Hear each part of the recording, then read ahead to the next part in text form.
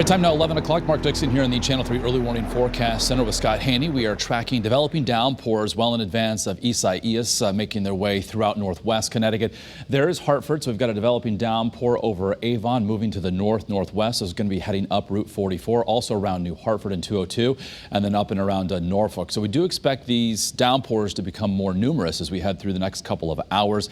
Again, we do have off to our southwest the newest information on Isaias from the National Hurricane Center as we have now hit the 11 o'clock hour. Sustained winds are still at 70 miles an hour. The storm center is about 70 miles to the southwest of Philadelphia, and it's still moving to the northeast and doing so at a fairly rapid pace at 35 miles an hour. So of course we've got these red boxes. Those indicate tornado watches that are in effect. That includes parts of southern Connecticut, but already this morning we've had tornado warnings outside of those watch boxes in Massachusetts and as well as across New Hampshire. So as we head through the coming hours, many factors are going to be watching, of course, with this storm. The newest update from the National Hurricane Center actually shows the track shifting to the west a bit. That still means some strong damaging wind for us, but perhaps not as much rain.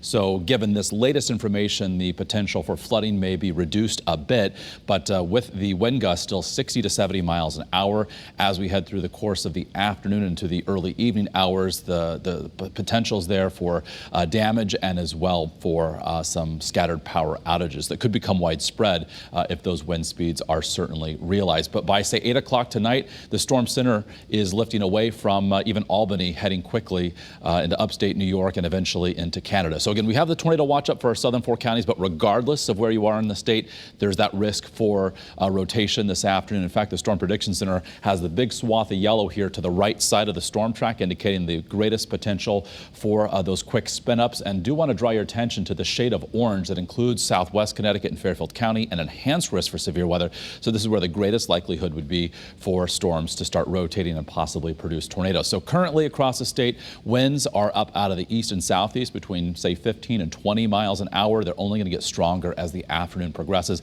as that storm center tracks to the west of Connecticut. So we do have those tropical storm warnings up across the state and really region-wide, as winds could gust to over 60 miles an hour, perhaps as high as 70 miles an hour. So Futurecast trying to indicate here that we're going to see those developing downpours continue as we head through the next couple of hours.